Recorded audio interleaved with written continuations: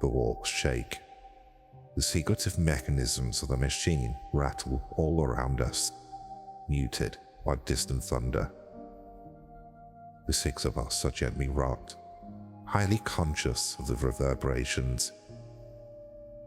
It sounds so far away, Simon mutters in his thick Polish accent. I look up at him. Kim responds with an uneasy chuckle. I was just thinking the same thing. The two smile at each other. Reassurance, I think. She glances at me, then adjusts her weapon. I reach a hand to my forehead to rub away a thin sheen of sweat. Before embarking on this particular mission, I did not admit to the others the intensity of my claustrophobia. I grimace and look around at the windowless inner walls of the submarine, and I try not to think about the enormity of the weight of the water above our heads, the weight growing heavier and heavier by the minute as we sink deeper and deeper into the depths of the Atlantic. 10 minutes till docking, warbles a distorted voice of the overhead speaker, accompanied by a dim red light. An unseen cloud of anxiety flows to the cabin like gas, and I scratch my jaw, discomforted and unsettled. It reeks in here. It smells like rank, stale pool water and sweat. Sweat with metallic undertones. Simon slides off his glasses, then rubs them on the material of his military fatigues, to little success. He mutters something to himself in Polish as he pushes them back up onto his nose. The six of us have very different backgrounds, but what we share is our common station, a NATO barracks at the edge of Germany. Nearly time now, says the man to my left. Wayne, a Scotsman who lives in my quarters. Let's get this show on the road, shall we? I raise my eyebrows at him and give him a grim half smile, but no one replies directly. To his left is Rudy, an American keen to tell anyone who will listen about his German heritage, despite having O'Reilly as a last name, which I get some personal amusement from. I'm married to a German myself, a wonderful woman called Nina, but the only actual German natives amongst us this evening are Kim and Manny. Kim's a good friend of Nina's, though we're not actually particularly well acquainted. I see her around the barracks, but we don't have much in common. When we speak, we tend to speak about my wife, which, aside from the army, is our only real point of shared investment. Kim sometimes jokes that she knows Nina better than I do. I'm not sure how I feel about such jokes, but she's nice enough. Beside her is the other German, born and bred, and that's Manny. Currently snoozing, Manny's an old boy, a grandson in fact, of one of the men who helped from the installations we're about to visit. He's sleeping for now. Not sure how he manages it, but he's a trooper. I look down at my boots and reflect on the objectives at hand. Exit the submarine, enter into the bunker, gather intel, report back. Simple enough, I suppose. But the bunker is one of several, a relic from the Second World War and kindly left behind by the Germans, mere unreachable at the bottom of the Atlantic Ocean. There aren't many pictures of these bunkers, and of the pictures that do exist, it's difficult to determine scale or size. But by all accounts, the bunkers are monstrous things. Massive installations of concrete and metal, and God knows what else, spread in a rough half circle around the entrance to the Mediterranean. Earlier today, the 6 of us flew out from Garda-Kirchen, transferred to submarine at the Lisan Naval Base, and it's been a long, miserable ride west from there. Every team that goes to the bunkers reports back the same thing, that there are no major threats. There's nothing to be found of interest, and since they're causing no environmental damage and pose no strategic threat, NATO might as well leave them be. Operations out into the ocean to destroy and clean up the wreckage are expensive and time-consuming.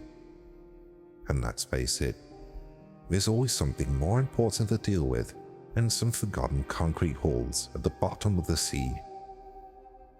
Some busybody NATO pin pusher must have noticed the bunkers were years overdue a visit, I guess, kicked up a fuss, and so the papers were shuffled and pawns moved around the board. And here we are, on the way down into the deep. I try not to think about the tight metal confines of the submarine. I pray that I'll be afforded more space to move and think and breathe when we're actually inside the bunker.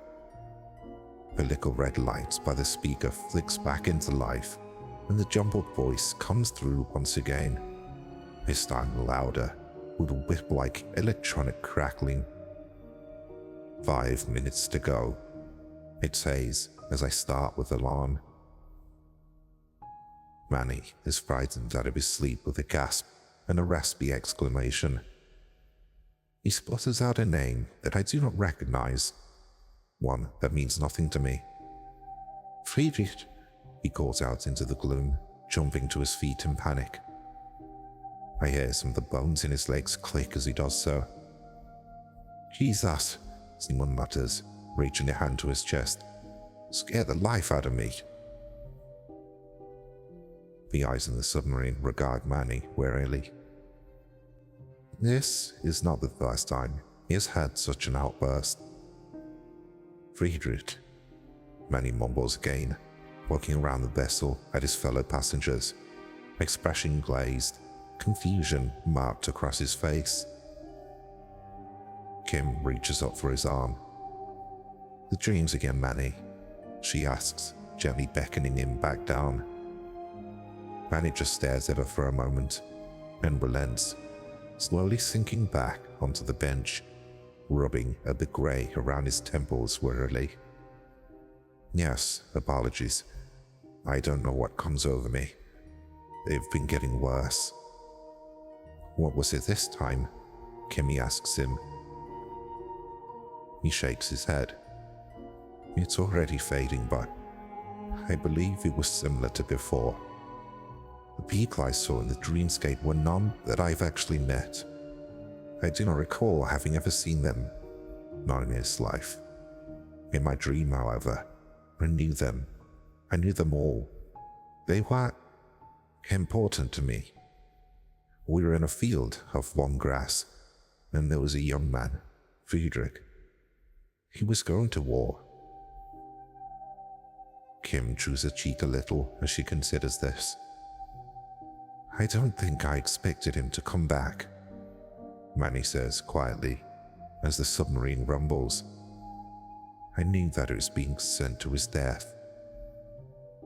I connected to your grandfather, Kim says with self-imposed certainty. I'm sure of it. That's why they're getting worse. Ever since you volunteered to come on the mission, your subconscious knew you'd be getting closer to him, to his place of work. Load of bullcrap, Rudy chimes in, his hair flopping as he leaned forward over his gun. Kim, you gotta stop with this supernatural nonsense. It's all in your mind, Manny. In fact, Kim, you hit the nail on the head just now. It's all in your subconscious, man. Just let it go. It'll be some repressed Joe and guilt or something. He chucks a finger towards Manny and furrows his brow. I've said it before, and I'll say it again. You aren't guilty of any kind of World War II crimes, just because your granddaddy was an SS officer or whatever. Manny sighs warily. He reaches his hand into a pocket and produces a handkerchief. Itchy used to dab his forehead. "I'm well aware of this," he responds dryly. "My grandfather was not in the SS, but I appreciate your passion on this matter." "Damn straight," Rudy replies, leaning back in his seat. Wayne and I exchange a look. I can empathize at least a little with Manny's internal struggle regarding his German grandfather.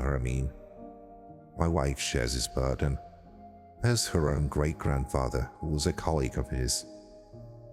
They both worked together in a close capacity, I am told, or at least that's what the records indicate.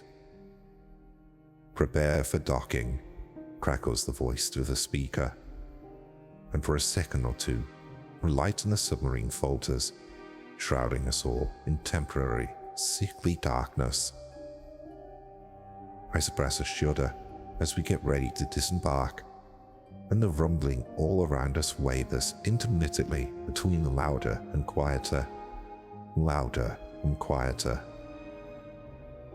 The sounds of the engine rise to the greatest volume since we left the port at Lisbon, then fade to a soft and steady background murmur. Wayne rises to his feet.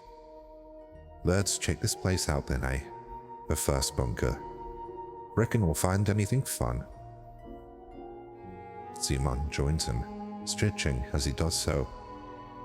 "I doubt it. They recon this place every, 10 or so years?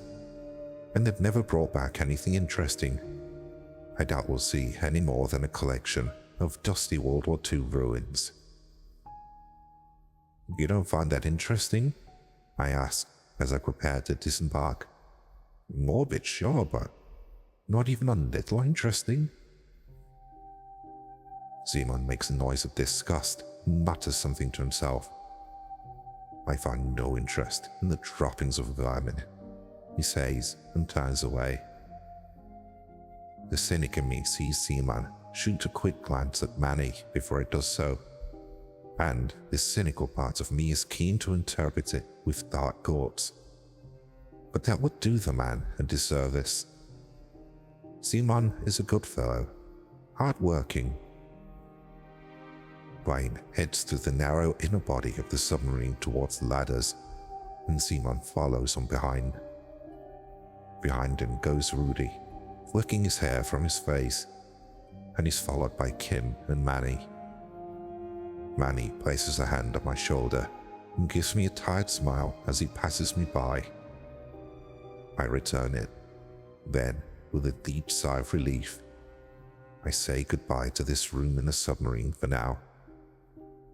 I'm looking forward to a little more space to breathe. One by one, we ascend the ladders and out through the circular hatch in the submarine's roof.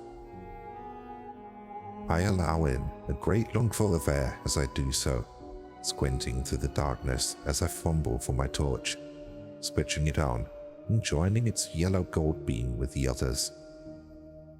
We stand on the cold metal roof of the submarine, half visible, protruding like an iron whale from the black waters below, lapping hungrily at its sides. Ahead of us is a steel rail and a vast concrete platform that extends into shadow. A bunker from the inside has the look of an enormous hangar. Kim taps my shoulder, then gestures up towards the back of the hall, closer to the ceiling, and I follow her gaze and raise my light. Our beams fall upon a colossal eagle carved into a sheet of rock, itself embedded in concrete. The eagle is angular and cold, as it sits proudly upon its logo. Simon crosses himself and spits into the water, before taking a few long steps and leaping from the edge of the submarine's roof to the concrete platform, his boots scraping against the side. He hauls himself up with the aid of the steel rail, and we listen to the sounds of his boots against the ground as he looks for the mechanism which will release a bridge for safer passage It was in the file, so it shouldn't be too hard to find. I glanced down into the water below. The smell of salt is thick in the air. I am unable to keep from my head the fleeting thought of a sudden slip, of tumbling down into that dark and quietly rippling water. In softness, a dark mass to conceal the terror of its icy depths, an unforgiving pull hidden away beneath.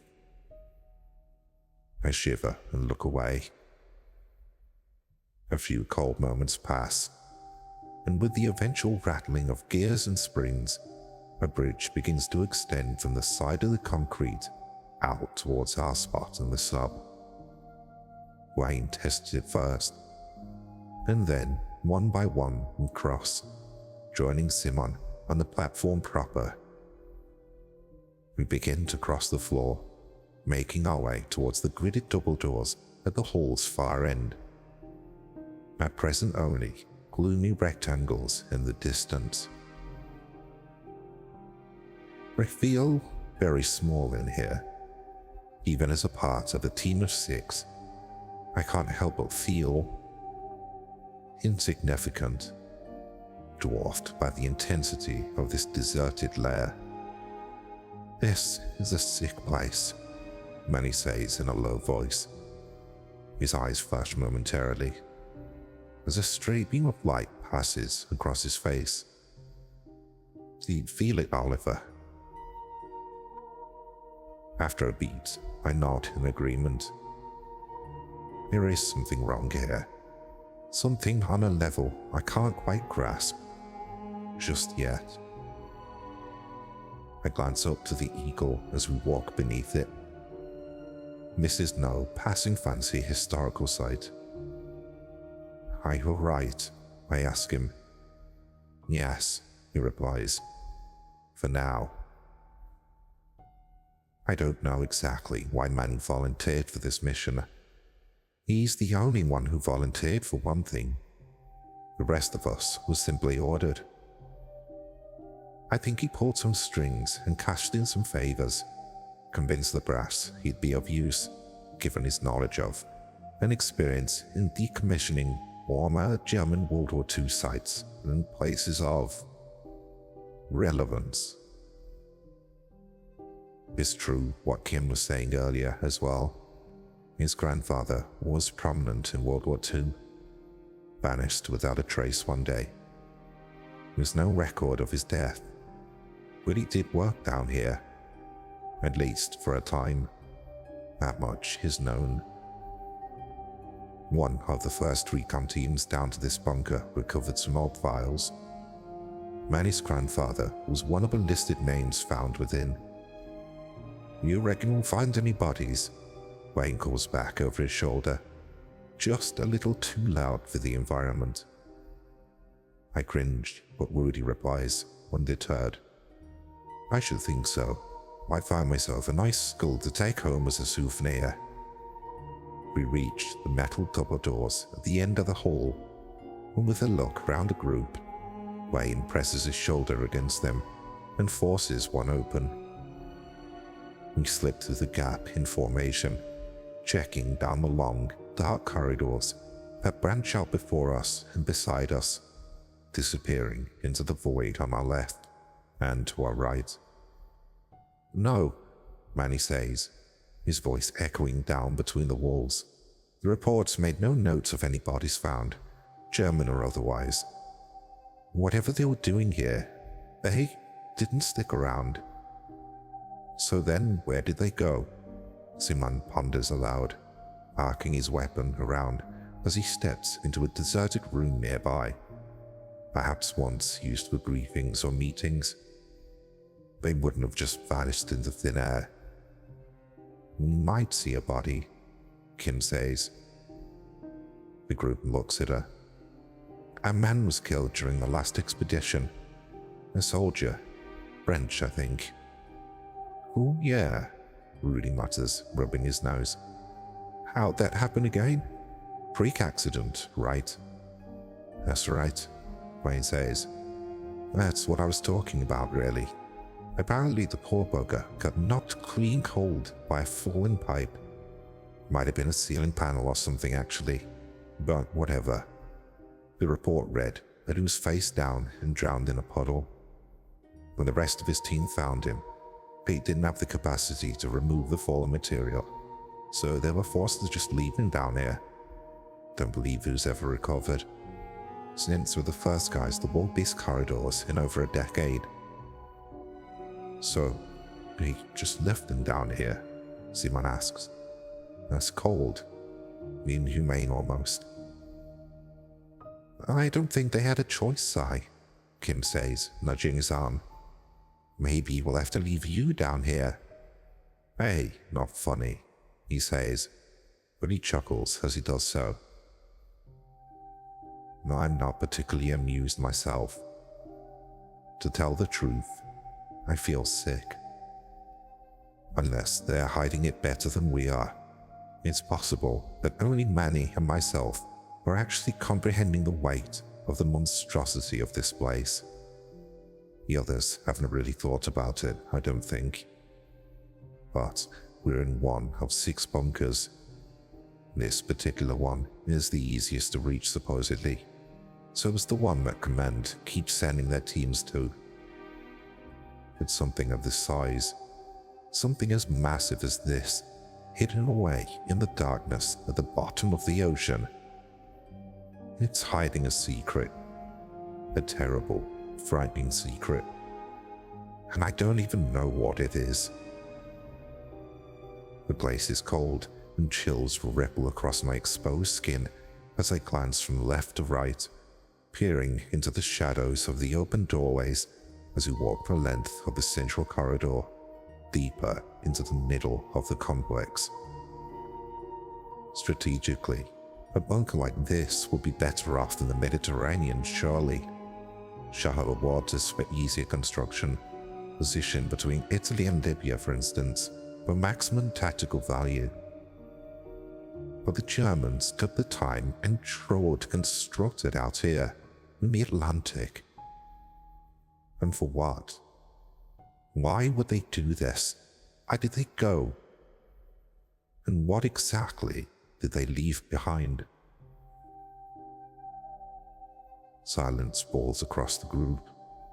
There is no sound but the clamping of our boots. The long, low breaths of my comrades echoes round the walls. At the very edge of my hearing, a noise shivers fast down the length of the hall. My heart rate quickens, and my ears sharpen. The simple creak of an old structure, I should think. But it almost sounds like whispering. An almost imperceptible whisper at the very threshold of sound. It's so faint, however, that I decided not to bring it up, for fear of looking like an idiot. But I share another pointed look with Kim just beside me. She heard it too. Maybe the others did as well. I glance to my left as Blaine pulls his mask up and around his nose and mouth. Simon crosses himself and Manny rubs his forehead. I see that it is covered in beads of sweat. We press on. We'll head to the central room. It will split into 2 teams, Wayne says through his mask. We get this bunker checked out. We reconvene. He's met with murmurs of assent as we push through another set of double doors, smaller this time, and step into some kind of lobby. Manny produces a map and unfolds it, and it becomes clear that this lobby will, if we continue, head through the complex's center. We are halted, however, by the strength of our own sudden awe. We stand in the entrance to a wide room with a high, domed ceiling. The walls around us are covered, much to our surprise, in plaques and paintings, and in the room's middle is a now dead fountain, the centerpiece of which is a colossal statue, or series of statues depending on your perspective. I craned my neck, struck with disbelief. The statue depicts three men of varying age, with expressions solemn and eyes pure white. A long and fish-like serpent carved from the same foundation winds itself between and around them, way up towards the ceiling, its jaws wide and teeth sharp. A dark circular symbol can be seen on the foreheads of each of the three men, stark against the relative paleness of their stone skin. "Die schwarze Sonne," Manny mutters, taking a step towards the shadow. He is hauntingly small by comparison. "The black sun," Simon repeats, staring up at the centerpiece with horror. "What does it mean?" Rudy asks, glancing around the group. "And what the hell is this thing anyway? It ain't in the damn report. You think at least one of the teams would have mentioned seeing something like this." The black sun was one of the many symbols utilized by the SS, Manny replies, still staring up at the great statues. "It has been employed by many cultures, but in this instance, it was the symbol of the Wiffelsberg Castle." He turns to us, the dark home of the German World War II foray into the occult, led by none other than Heinrich Himmler. "German occultists?" Rudy responds. Then he puts out a hand and makes a dismissive gesture. No, come on. Don't mess with me with that supernatural nonsense again. We're dealing with people here. Just ordinary, evil people. He shoots another look up to the statue of the three men and the creature. "Well," he falters, "maybe not that ordinary. You catch my drift." Zeman grunts and shakes his head. "Not ordinary, and not people. This place is the husk for a den of long-dead rats." "Look, come on, man. I get you hate them. You aren't alone in this, but open your eyes." Rudy throws an arm out to the statues beside him. "You aren't even a little impressed. Or at least, I don't know, curious?" Simon scoffs, then walks away, turning his back to the statue as he continues his passage round the perimeter of the room. I take another long look at the statue, then head around on its left-hand side, the opposite to Simon. I come up alongside Wayne, admiring a painting, and I stand beside him. I read a little plaque on the wall, one celebrating a visit made to this bunker by Himmler in 1941, and then I consider the painting.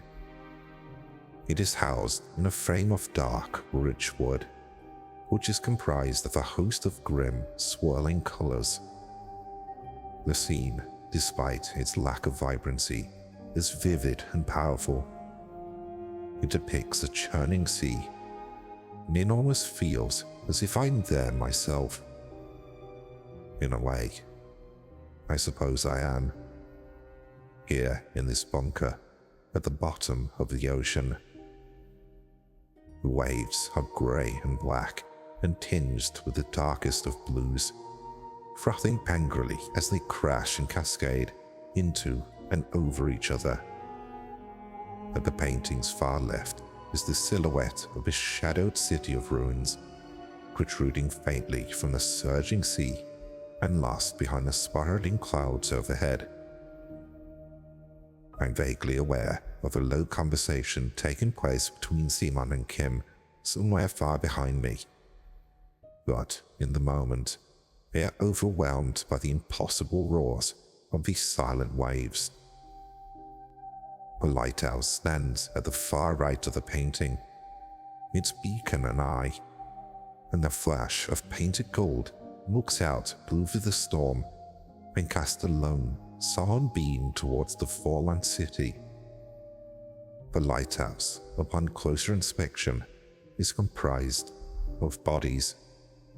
Hundreds and hundreds of broken bodies, intertwined with torturous new purpose. It's awful, isn't it? Wayne murmurs, and I'm snapped back to reality with a blink. Yes, I reply after a beat, glancing down to the little silver tag embedded in the painting's frame. The 1000, it's called. Or in English, the 1000. Awful, I repeat. But still. Aye, Wayne grunts. It's a quality painting. There's a pause. Not something I'd ever hang up in my bloody bedroom though, personally. I chuckle dryly, and we move on. Our footsteps are heavy against the concrete below. Rudy made a point just now, I say out loud as we walk. Wayne waits for me to continue. He said that the statue, this whole room actually, is entirely omitted in the report. This is meant to be an uninteresting, unassuming lobby. Instead, it's filled with intricate paintings and giant statues. Why wouldn't this have been mentioned? Seems obvious to me, mate, Wayne replies, because despite what Simmons says, this stuff is interesting. And when somebody finds something mysterious and interesting, everyone and their grandma wants to come and have a look. He hoists his gun a little higher, clears his throat. I'm guessing that this was all omitted because the recon teams decided they didn't want people coming down here. I swallow. And why would they do that? I ask him rhetorically. Why wouldn't they want anyone else coming down? Why keep it all so cryptic and silent? Wayne shrugs. Couldn't say. There's something wrong down here, I mutter. I'm sure of it. Something very, very wrong. And every part of me hates this place. Aye, Wayne says. I started feeling a little like that myself. It's getting worse, actually, the deeper in we go. I nod. We're going to find something terrible down here. I finish. But to this, Wayne says nothing.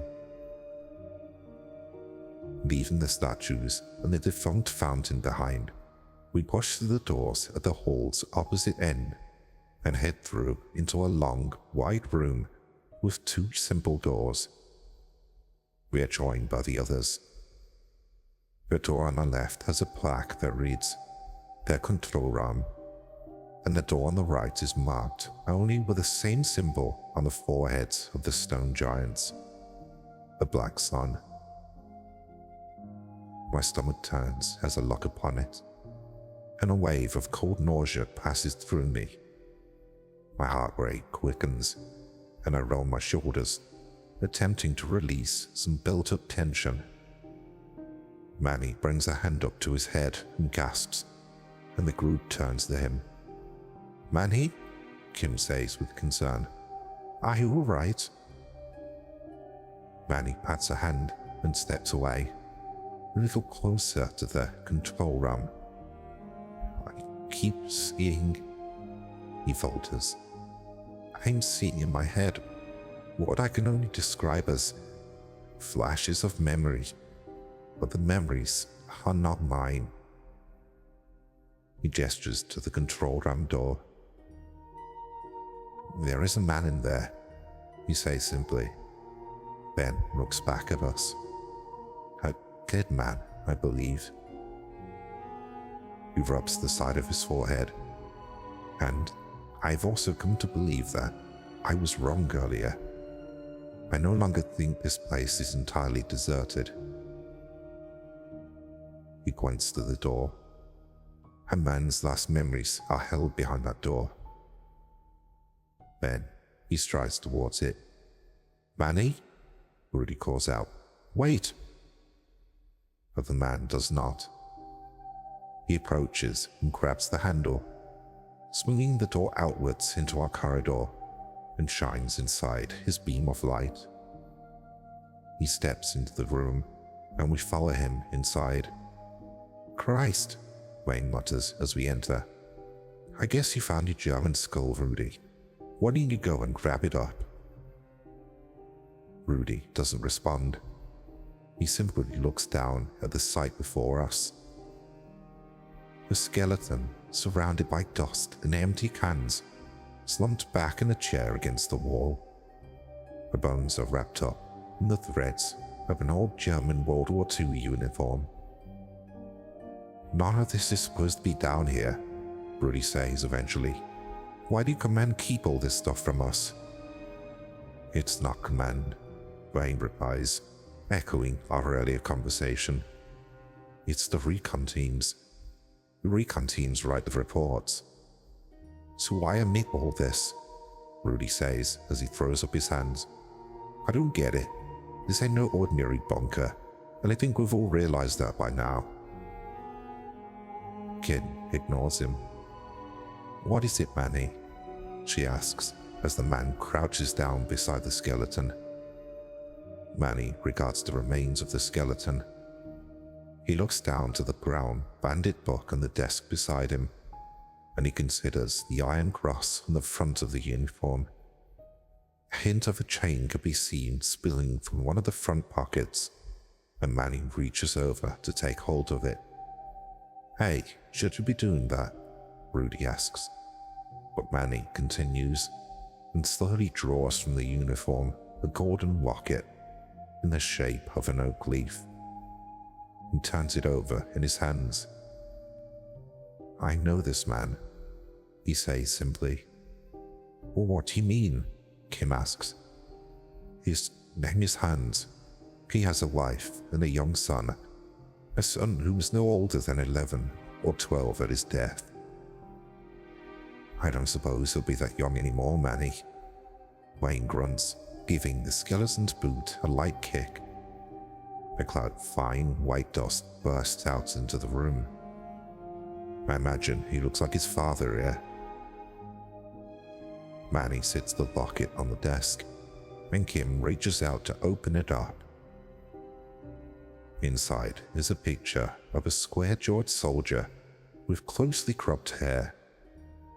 Beside him is a woman, dressed in the style of the 1930s. The picture in the locket's other half is of a young boy, the couple's son by the look of him. "Jeez," Rudy murmurs with dismay, looking from the picture to Manny and back. Manny, how did you know that?"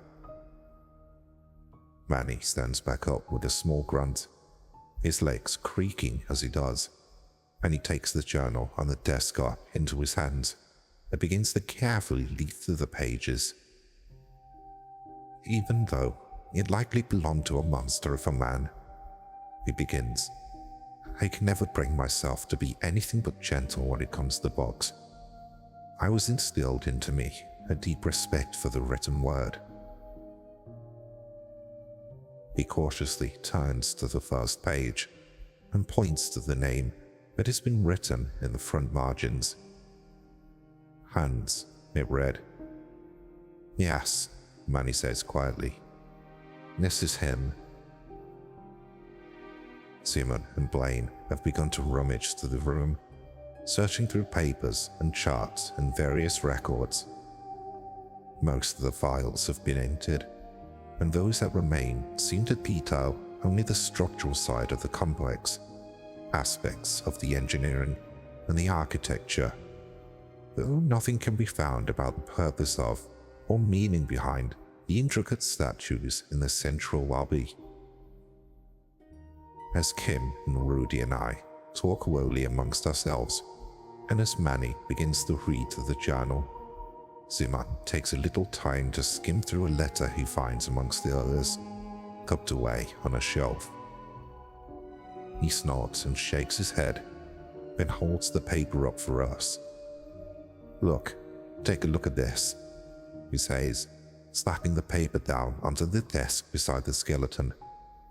"Have a read," he says, before jabbing his finger onto a couple choice lines. This was written by the German commander of the bunker, he says, by my guess, and it's directed at our little rat Hans here. What is it? Asks Kim, as she leans over to read. It's a promise, a false promise that they will return to him, Simon mutters. A promise that his comrades will come back for him when they're able. From where? Wayne asks, and Simon shrugs. It does not say. Doesn't matter. It was clearly a lie. He kicks the legs of the skeleton a little harder than Blaine, and the skeleton slumps lower down in its chair, with another accompanying cloud of dust. They clearly lied to him. He did his duty like a good little soldier and stayed behind to do God knows what. And they forgot all about him, and he died alone in his chair at the bottom of the sea. He got off lightly. Sumin grimaces and kicks the thigh of the skeleton as hard as he can, and with a shower of white mist, the skeleton crumbles and collapses into a pile on the floor. For goodness sake, what do you do that for? Rudy splutters and coughs. Idiot. Don't talk to me like that, Sumin retorts, and leaves the room, shaking his head. Annie waves a hand around his face, dispersing the dust, squinting as he scans the pages of the mysterious journal. Simon's guess seems to be right, he says, as he turns the pages of the journal. This man's job was to keep the power running. He was an engineer, and was, it would seem, tasked with repairing and maintaining the system, to prioritize where the energy should go. He points to a passage written near the bottom of one of the pages. You can read this, Manny? Rudy asks. To his credit, the journal is written not only in German, but in intricate cursive. Manny nods. Of course. He points again to the passage, and I do my best to read what is written as Manny continues. Here he begins speaking about a necessary diversion of power and how he dislikes how cold the bunker has become. He also makes references to fixing and repairing. What kind of guy was he? Rudy asks. He was full of pride, Manny says, as he carefully turns the pages. He says he was one of several volunteers for this role. He was happy to do his duty. It gave him purpose. We are quiet for a moment as Manny turns the pages. Hans expressed in this journal his excitement at being reunited with comrades. But despite the loneliness, he knew that they would return to him when all was ready. That he too would see the truth. That he would keep the power going for as long as they needed. Wait, hang on. Wayne interrupts. This guy kept the power on? For how long? And for what? Why exactly was he keeping this place active? There is a pause, and Blaine looks around the room. Is it still active? To this, of course, we have no answer. That's a good point though, says Kim. Does it say what the purpose of the bunker is in there, Manny? Does Hunt write about why he had to keep the power on? Manny chews his tongue in thought. He flicks through another couple of pages. His writing is somewhat cryptic in that regard. Perhaps he feared that the journal would anger his superiors, a potential breach of state secrets. He writes only that his work, ongoing, was to protect. He points to a sentence at the bottom of a paragraph. Despite the calligraphy, the words are quite clear. The 1000, Manny reads aloud, and a chill shivers across my body.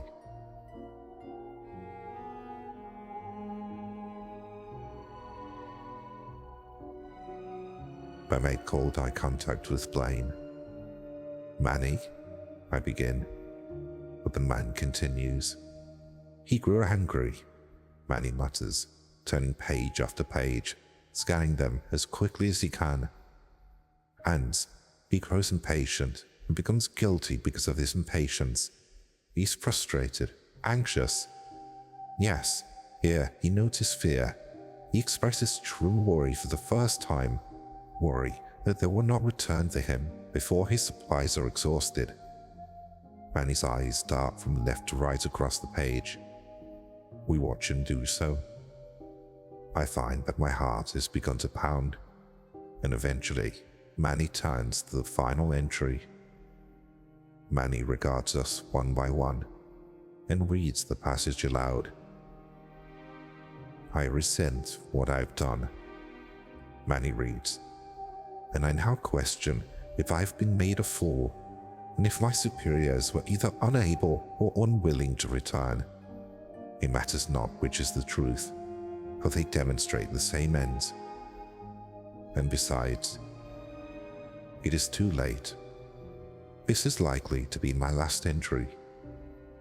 What could have happened if, as promised, my life was destined to be part of something truly greater, and I would have not been left behind like this and forgotten? I've given everything to the cause, and now the end approaches. I will not be granted a passage to the truth. Maybe I deserve this fate. I once considered the 1,000 to be animals. Perhaps they still are. Vermin, and of a lower standing than myself. But even if this were true, to do what we have done, even to animals, no animal deserves such torment, surely, human or otherwise.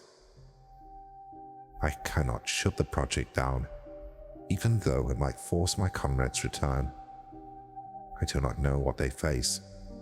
I cannot betray them, not now. I have come too far. And so, as this is the path I have chosen, I don't doubt I'll be made accountable for my crimes. Not in this life. If not in this life, then the next. To shut the project down would be to admit that it was all for nothing. And I cannot do this. I must do what I believe to be right. Manny finishes reading aloud, then closes the journal with a dull thud, placing it back on the desk. The 1,000, Kim repeats aloud. What could it be? I have a theory or two, Manny begins, but he is again interrupted. Zeman leans around the open doorway, his expression dark. No need, Manny, he says. I believe that I have found it. He disappears, and hurriedly we follow on, leaving the control room behind, and catching Zeman up as he passes through the second door, the one marked with a black sun. We step into an enormous room, shrouded in flickering green and watery light. Zeman strides to the room's middle, and his shadow is drawn out long behind him across the floor. Oh, Kim murmurs, her breathing growing shallower and shallower beside me. Oh no, oh no. My eyes widen, and I take a step forwards, caught in the clutches of terror. Wayne swears, and Rudy does likewise, running across the room to catch up with Zeman. Despite the cold, Manny is now sweating profusely, and I can see him shaking in the corner of my field of vision. But each and every one of us stares at the towering centerpiece of the hall. There is no statue. We stare at a monstrous, translucent box of thick glass, refracting its green inner light across our faces, across the walls, bizarre and ever-shifting shapes and shards. It bubbles softly. It whirs, and pipes overhead creak warily in the darkness. It is a tank of sorts, filled to the brim with an unknown green liquid. and inside, drifting like wraiths, as if caught in the wind, are hundreds and hundreds of bodies. They're nude, warped. Their eyes are completely blank, shimmering green through the liquid. Through the light, their mouths hung open and fixed with expressions of shock, or of silent horror perhaps. Bubbles form across their skin. Many of the drifters have developed tendrils or frills that float behind them like the arms of a jellyfish. I look at the faces behind the glass. It's difficult to make them all out, but I get the strong impression that some are old and some are young, some are male and some are female. These are people from all walks of life. And here they are, drifting in the shimmering green light of the tank, way down here with us, beneath the waves. The 10,000, Manny whispers. The tank thrums and whirs. The bodies within drift aimlessly across and around in the fractal green light of the water. Although, it won't be water, of course. It'll be something else, some other substance. I step closer to the glass, my heart hammering. I've never seen anything like this before, of course. None of us have. I peer into the tank. I study as best I can the faces of the corpses within. Or are they corpses? I squint.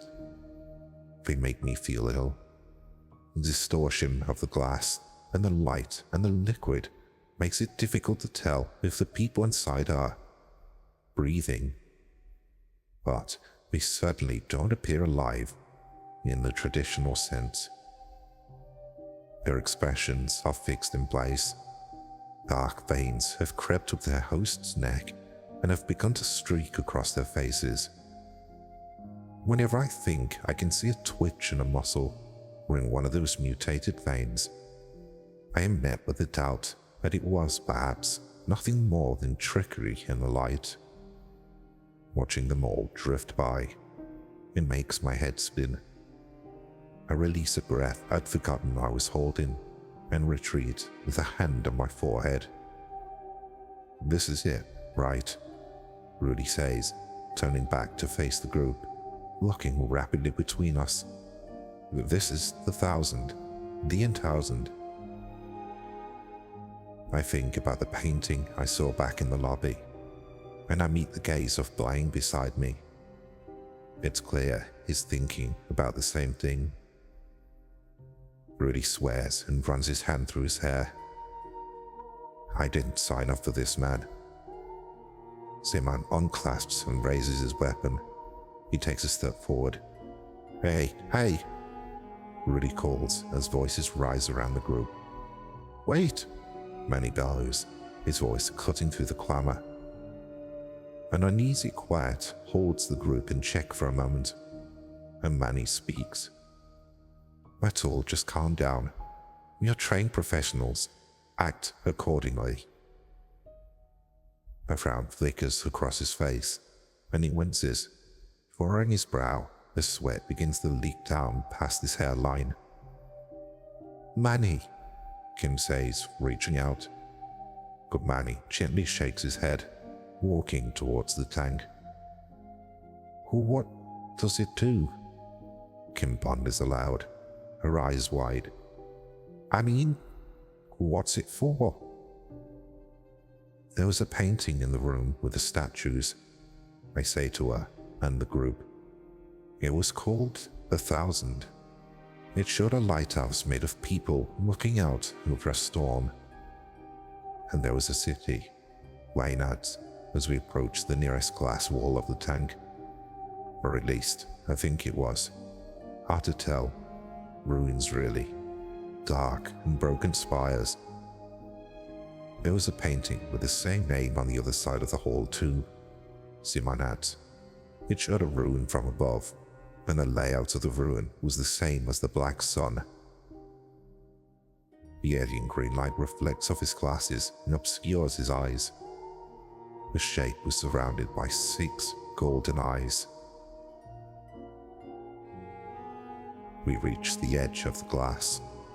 A large metal panel had been embedded here, easily taller than myself, and is connected to a series of pipes and mechanisms, many of which feed through the floor. A plaque of gold and black has been screwed into the panel. It depicts a faded brown photograph alongside a name, and what appears to be a handprint, alongside a list of details written in German. The name is that of Manny's grandfather, and he reveals this to the group. "Damn," Rudy mutters. "This is insane." Wayne grunts. "I see some resemblance, Manny." "Perhaps a little," Manny says, his eyes scanning the information recorded here. "Though personally, I've always felt I take more after my mother's side of the family." He reaches up a hand and places it against the handprint of his grandfather, and instantly recoils with a gasp, clutching his head. He catches his breath, then furrows his brow, looking up at the tank. "This thing is an insult to humanity," he grunts. "A tumor. Almost every fiber of my being wants to see it destroyed. But yet, there is something else as well." "What?" Kim asks. "What is it?" "I keep seeing," Manny begins, then falters. "I keep seeing glimpses of the water, as if I'm in there, amongst them. I see myself through the glass, distorted, just quick flashes." Simon sucks some air in through his teeth. "I think we shut this down. I don't know why it has been kept active for so long.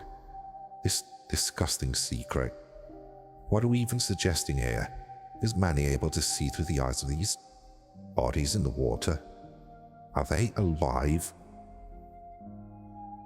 His final word echoes around the room and is lost to the thrum of the old machinery. He clenches his jaw, then repeats himself. "I say we shut it down, and I say we shut it down now. The tank was built by the enemies. What more do you people need?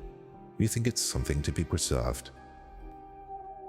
He turns and begins to stride around the side of the tank into the watery shadows thrown by the structure's eerie light.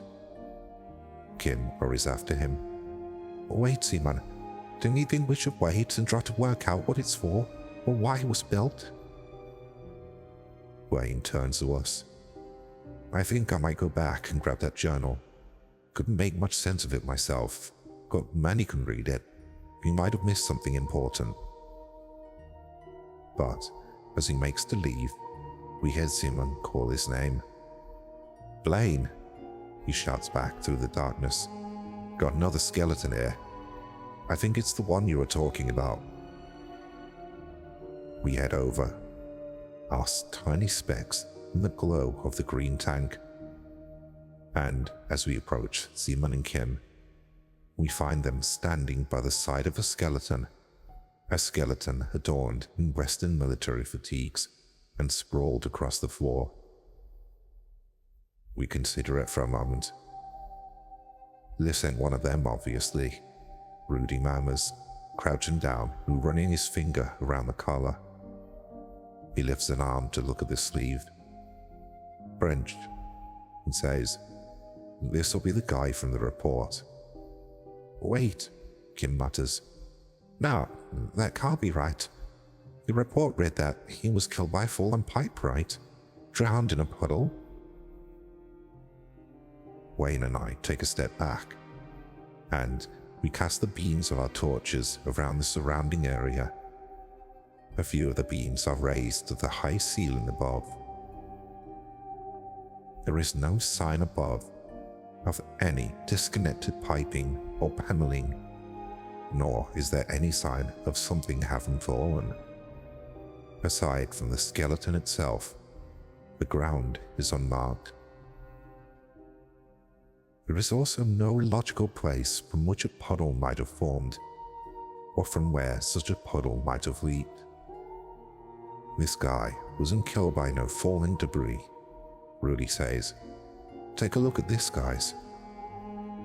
He lifts his torch, and the light falls across the skeleton's head. It illuminates a single hole, the size of a bullet, in the back of the skeleton's skull. Shot in the back of the head, Simon murmurs, anger rising in the back of his voice. All right, enough of this, he shouts, standing straight up. Enough of this ridiculous murder mystery. He chops a finger towards the tank. That thing makes me sick, and I'm shutting it down now. He takes his weapon in hand and strides past the skeleton back towards the tank.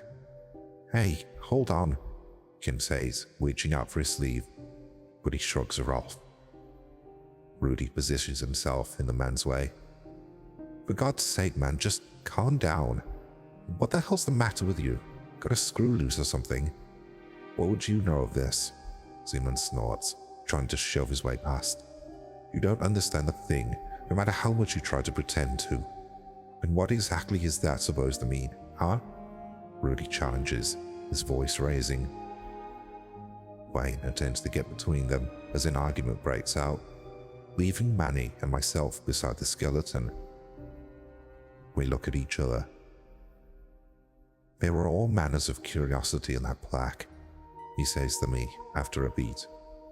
Alongside my grandfather's picture and his name, it listed his blood type, other statistics that I cannot discern the meaning of, relating, I believe, to activity in different parts of the brain. Manny, I say to him, rubbing my jaw, please, be frank with me. Do you know what this is? Do you know what these bunkers are for? Manny shakes his head. I do not, but I'm growing in confidence that the people inside the tank are alive. I believe that the dreams of which I'm cursed. Well, this might be a long shot, but I think they might come from the drifters inside the tank. Goosebumps ripple across my skin. So, what do we do? I ask. Is Simon right? Do we try shut it down? I think we have no choice, Manny replies. So, how do we do it? I ask him. The guy who wrote the journal said even he couldn't do it. I believe that the fellow in the control room was constrained mentally, Oliver. Manny says to me. Not physically. We have access to technology they did not. Controlled explosives for one thing. We can't use an explosive, Manny, I tell him. We have no idea what the stuff in the tank even is. If we use too much and we break the glass. Of course, Manny interrupts. I'm not a fool. There will be a way to open the paneling. There is the power keeping them locked up shut. How can you tell? There was a light coming through the cracks, but there was no keyhole nor slots for screws. I think there may be some kind of magnet keeping the panel connected to the body of the tank, or at least something on the inside. So, all we need is a way to open the panel, have a look inside, and even as I say the words, I notice for the first time the position that the skeleton beneath us is actually in. He scrolled across the ground, yes, but he was clearly heading in a certain direction, off to the side, towards the great pipes at the room's edge. I raise my torch, and I step around the poor, forgotten soldier, walking in the direction that he'd been heading before he was shot. Manny accompanies me, and at the very edges of the room, nestled between two enormous pipes and rattling with a faint whir, is some kind of ancient power box, a generator of sorts. And this thing actually has a door, locked up tight. I look at Manny, and he nods and takes a step back. I raise my weapon and fire 2 quick, careful shots into the door's side. It cracks open, and the sounds of the argument behind us cease at once. "The hell are you guys doing?" Rudy calls over. And after a smattering of boots and cold concrete, we are joined by some of the others. "Alright, good. Now, hold on a moment," Manny says as he pulls open the busted door with a clank, examining the inside of the generator. I've seen machines like this before in my career. Not identical, of course, but similar enough. Just give me a moment. "We're shooting these things now?" Simon shouts over. He remains across the hall, bathed in green, as he stands by the tank. So much for waiting and using caution, I guess. Why don't we just blow the hell out of this thing? "Look, perhaps we're all getting carried away," Wayne guts in. "Are we actually considering destroying the tank? We don't know what it is." Now, I don't know why the previous recon teams decided to keep it a secret, but they obviously knew something we didn't. Perhaps we spend a little more time looking around at least. "We should report this," Kim says. "Let's just get the hell out of here and tell Command everything we know." "Got it," Manny mutters to himself as he makes a decision and reaches out and flicks a switch. He unplugs a cord, then pulls down on a lever on the right-hand side. There is a low groan that rumbles throughout the bunker. The green light flickers momentarily, and with a cloud of dust and a metallic clattering, I see the silhouettes of several panels falling from the side of the tank. "Now," Manny says, rubbing some dark grease from his hands, "let's take a look at what we're working with here." As Bain suggests, there is clearly more to learn about this place. We take a slow and measured approach to this. We have no idea what we're working with, so we consider every juncture with caution. We cannot rule out simply giving a full report to Command, but there must be a reason as to why we've never heard about all this before. He looks between us, from Blaine to Kim, to Rudy and myself. "Now, I have some theories regarding the people in the tank." I catch a movement in the corner of my eye, and I see the silhouette of Seaman working hurriedly away in the freshly exposed inner mechanisms of the great green tank, only hidden behind the panel. "Hey," I mutter, then a little louder, "Hey, Zimmerman, what are you doing?" Zimmerman does not respond. He simply slams something into place and then makes a break for it. He hurries over to us, his expression hidden in shadow. "Zimmerman," Kim begins, as a low beeping becomes suddenly audible. "Zimmerman," she repeats a little more urgently. "What have you done?" The man comes into view, and as the shadows swim across his face and the reflected green flashes over his eyes, I catch a glimpse of his expression. A wide, manic grin, eyes wide and fierce. He tilts his head as he runs and presses a finger against the ear closest to the tank. What follows is the sound of an explosion, loud and sharp and clear, cutting through the murmur and whir of the bunker like a blade. Shadows of metal and rubber and God knows what else burst with a sudden force from the place that Zimmer was tinkering, and the green of the tank begins to falter. I grimace and wince as a low ring begins to chime in my ears. I push my way past the man and run towards the front of the tank. The entire panel, with a picture of Manny's grandfather and the information alongside has been blown to shreds. Staring into the dark hole that Simon has blown in the mechanism of the tanks. Filter. I'm not sure what it is, but looking inside at the steadily grinding gears, the deflating pumps and the leaking ooze and grease and fluid. It's like looking into the open wound of a monstrous, dying animal. I retreat, looking up in shock as, from this fresh wound, a dark, thick sludge begins to leak into the chlorine green waters. Manny gasps aloud and collapses to his knees, holding his head. Kim rushes to his side as the rest of us watch the sludge disperse and billow out like a slow, toxic cloud throughout the water. The drifting souls. It seems to me that they try their best to avoid it for as long as they can, in the manner that a jellyfish might try to avoid a beam of light, in its slow and meandering way.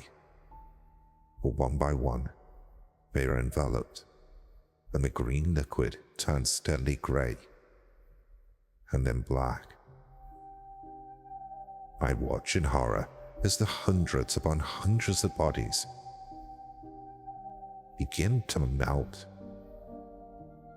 They lose whatever sense of orientation they might have once possessed. They are washed against each other, and where they touch, they dissolve. There's no other word for it. Pieces begin to break away, sinking slowly and skimming to the base of the tank, where they are gradually lost to the darkness. I hear a scream and a wiggle around. Kim clutches to Manny as the kai begins to shake. Manny? Wayne asks, squatting down to grab the man's shoulder. Manny! Simon watches on, his grin now gone. He has paled, and I can see his chest rising and falling as he looks at our seasoned comrade. Manny opens his mouth as if to speak, but instead comes only a rasping breath. Clear liquid begins to pour from his eyes, liquid that turns quickly grey, then red. It pours over his uniform, staining it and splashing across the floor. His eyes roll up into his head, and seconds later, the season stops. He slumps to the concrete ground, utterly lifeless. And just like that, he's gone.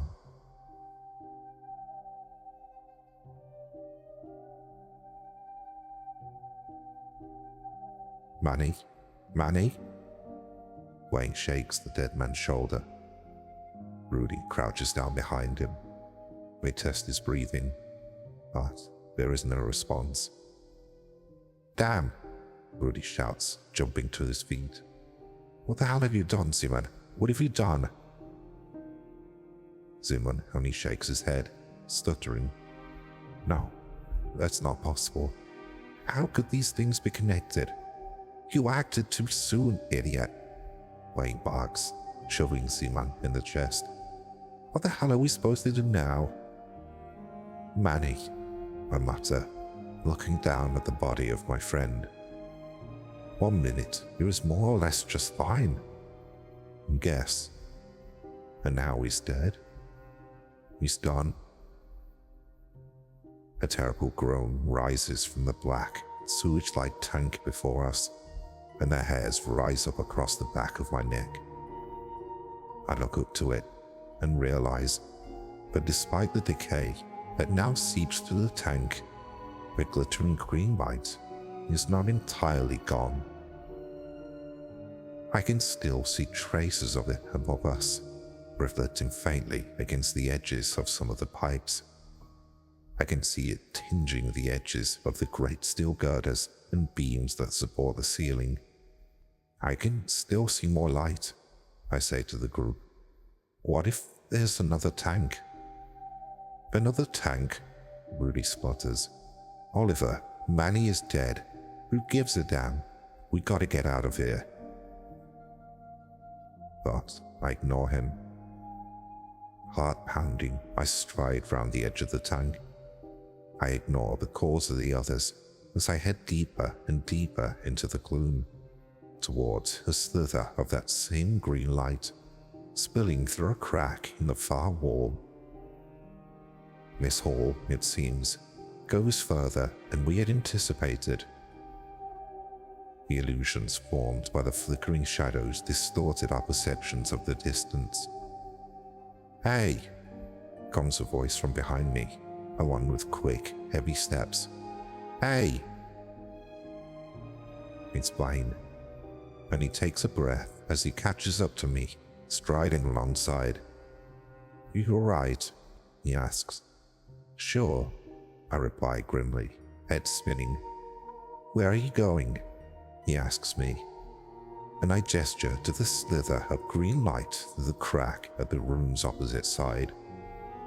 "What the?" He notices it for the first time. "Oh damn, what do you think it is?" "I don't want to think about it," I reply as I stride on, the shadows rippling around me like the water of the accursed tank. I clench my fist. I just need to see. I need to see it for myself. I hear the pounding of footsteps behind us. Rudy calls for us, but still I march onwards, through the dark and secretive haze to the crack in the back of the hall. Another door. Doors, doors, doors. I shove right through it, and the echo of the creaking metal scratches painfully through the air. I step out onto a gridded steel walkway, suspended high above a long, wide floor way below.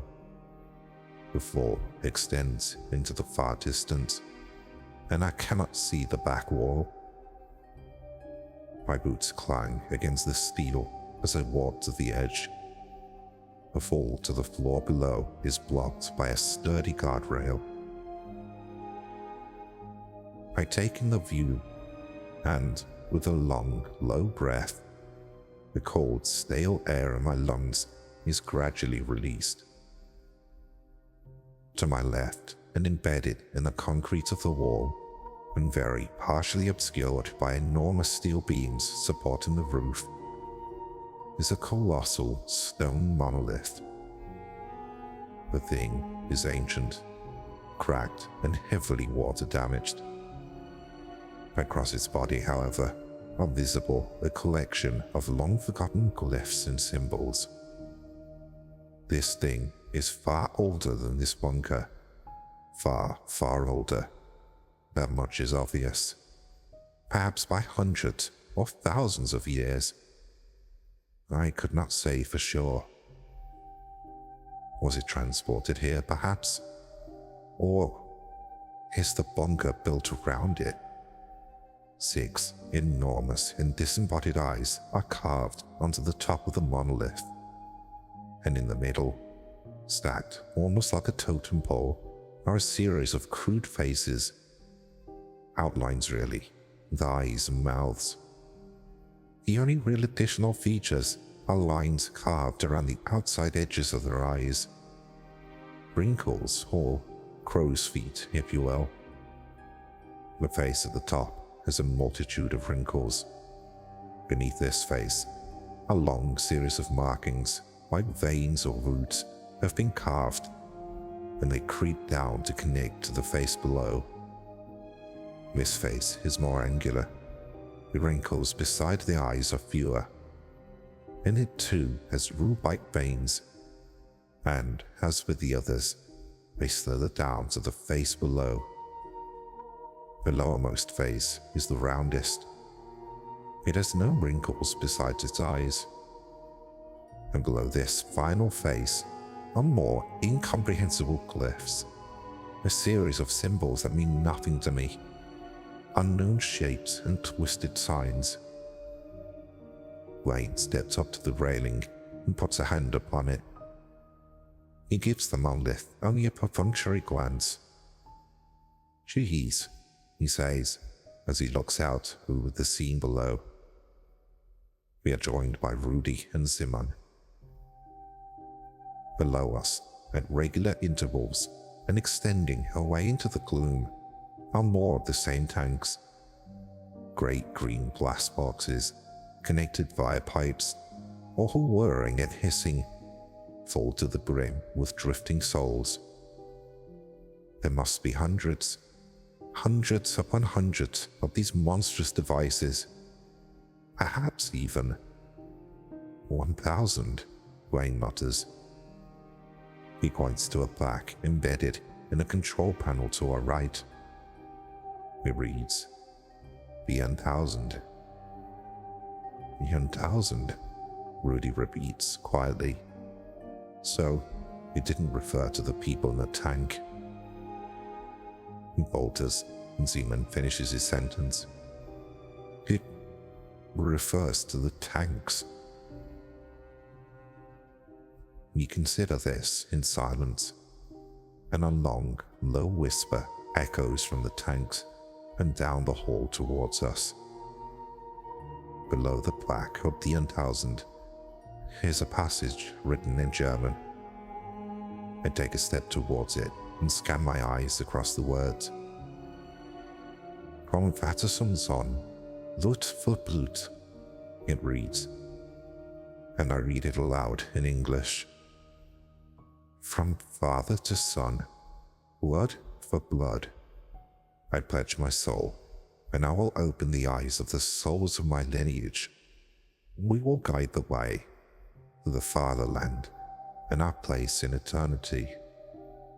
As I read these words, it is almost as if I can hear them repeated back to me, spoken proudly from the hearts of rows of devotees, stark in their dark uniforms against the cold, pale walls behind, standing tall in the shadow of the trio of statues, ringed by Leviathan himself. Vision is fleeting and passes as quickly as it came.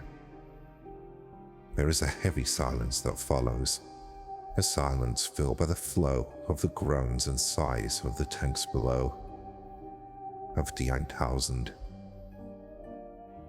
Simon walks past me. His boots clank against the metal as he heads towards the console to our right. I don't fail to notice the presence of a large box, similar to the one that Manny disabled, connected to the controls. Simon, stop, Wayne orders, but Simon does not. He turns to us, and I see his face is streaked with tears. The atmosphere freezes around us. And to my horror, he raises his gun. Please, put your weapons down, he says. What the? Simon? Wayne cuts in, adjusting his grip so as to better take hold of his gun. But Simon rattles his own and suddenly shouts, his voice like a bell ringing through the darkness. Put your weapons down, he bellows. Now, slow. Any motion that I deem dangerous, and I will fire. Rudy takes a step forward. Simon, what the hell's gotten into you? Simon swings around his gun, cocks it. I will not ask again. Rudy winces. He curses under his breath. But he does as he is asked. As the rest of us remain motionless, Rudy carefully unstrapped his weapon and slowly lowers it to the ground. Simon's eyes are fixed on his every movement. Once he's done this, Simon gestures to Blaine and then to myself, and the two of us do likewise and place our weapons to the ground. I'm sorry, Simon mutters before stepping towards us, and with a few sweeping motions with his feet, he kicks the guns off the side of the platform, where they fall into the shadowed concrete far below with a clatter. What the hell's gotten into you, Simon? Wayne asks. You couldn't have known that what you were going to do would kill Manny. You acted bloody recklessly, but It's not your fault man is dead, but we gotta just stop for a second to process this. Alright, mate? Work out what it all means. We're clearly dealing with something way beyond our pay grade here. We're not thinking straight. I have to shut this thing down now, Simeon tells us. I realize that this is something that I must do. Behind 1000, I need to shut the whole thing down. Rudy tries the cutting again, and Simeon speaks over him. They are alive in those tanks, the man says, adjusting his glasses with shaking hands. They are alive. Manny was connected to them, right? He could see their dreams. He was connected to the tank through the sins of his grandfather. His whole family line is cursed, and that's not my fault. It's not. It's theirs. Simon throws out a hand and gestures to the bunker as a whole. He rubs a hand across his brow, and in the corner of my eye, I see a small, subtle motion from Rudy. Without moving my head, I look his way, and following his deliberate glances, I notice that the man still has a pistol attached to the back of his belt, and out of Simon's direct line of sight. Rudy gives me a pointed look, and I nod, almost imperceptibly. Just don't do anything stupid, I try to transmit to him. No, whether he interprets this or not is difficult to say. Simon continues. These tanks are the products of the enemy. What cruel promise do they serve exactly? Nothing that will benefit humanity, I am sure of it.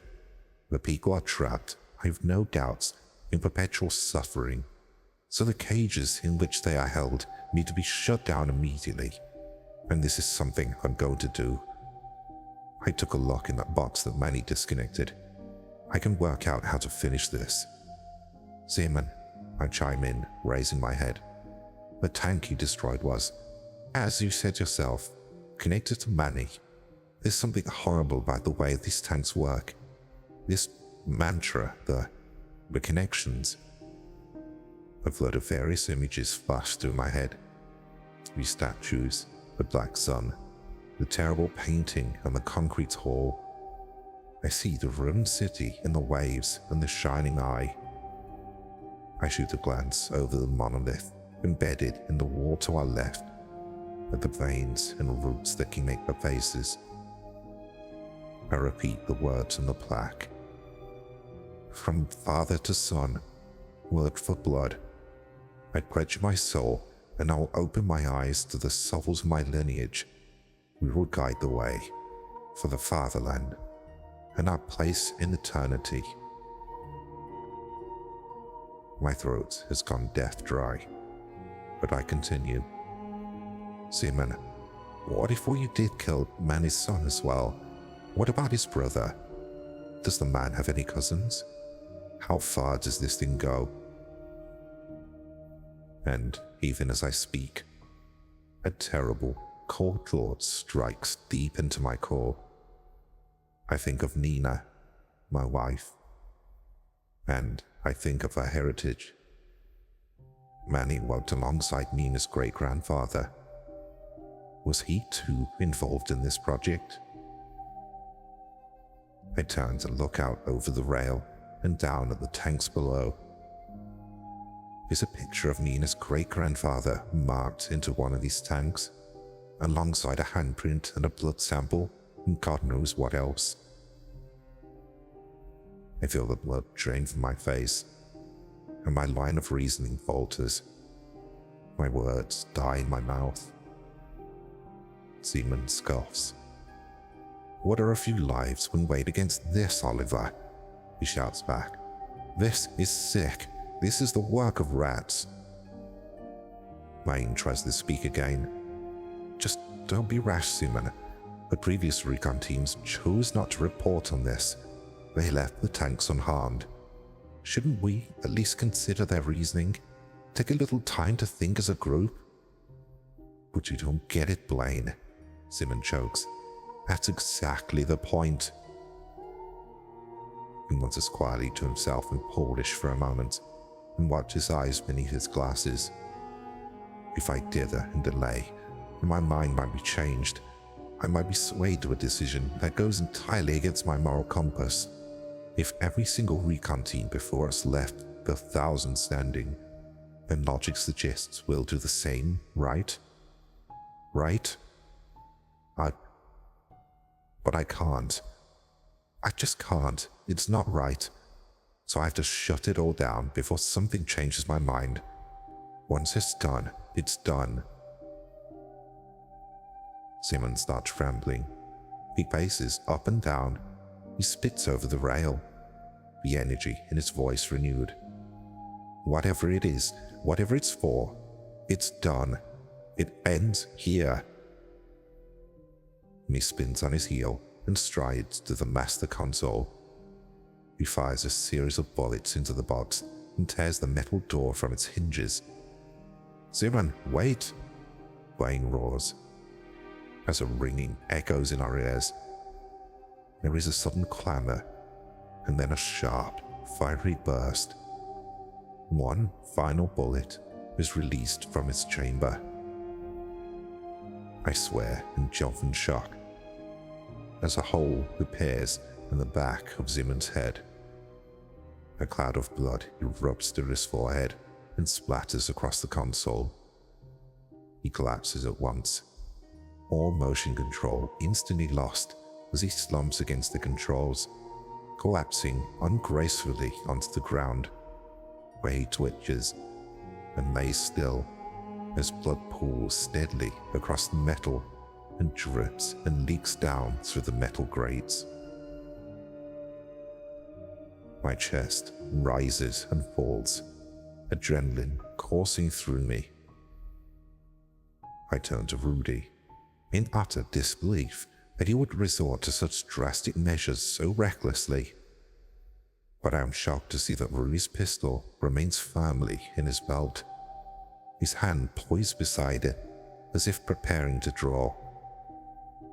But the pistol nonetheless remains affixed. Rudy mugs at me, and past me, and I turn around to follow his gaze. And there, in the doorway, is Kim. She stands, cold and silent in the darkness, her features illuminated in a ghostly green, jaw clenched and eyes fierce. In her hand is a rifle. She slowly mows it back down, and she releases a long, calm breath with clouds around her face in the cold.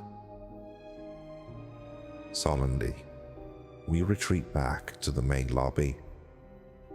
There is a sickness here, that much is plain. Our minds are not working as they're supposed to. It is as long as we can bear in the shadows of such evil, when we eventually decide, as a group, to leave the 1000 operational. We do not know if this makes us heroes or villains, or neither. But we just don't know the true extent to which these machines are connected to the people back home. It is not a decision that fills me with pride. We have no idea to what purpose the tank's continued existence supports. Besides the hint given by some vague and cryptic clues, we do not know why they were built. We do not know what happened to the people who worked here, and we do not know where they went, nor how exactly we would find them, if we wanted to. But what we do know is that both Manny and Simon died the same way as the fallen French soldier. The reports will read that they suffered tragic accidents, crushed by fallen debris. We can't have command sending sizable task forces down here. Not yet. Anything could happen. And, as it has been proven, the balance is the delicate one. If command learn the truth, then the power is taken resolutely out of our hands. will have no say in what happens next, and what happens next could be monstrous. Our official reports will note that the bunker is dangerous when disturbed, that lives will be put at risk if attempts are made to formally decommission and deconstruct it. But with that being said, the bunker, as per our exploration, is otherwise a non-threat and is of no particular interest. No need to send any more recon teams down anytime soon. That's for sure. The bunkers are better off left alone. We trudge back to the dock of the submarine in silence.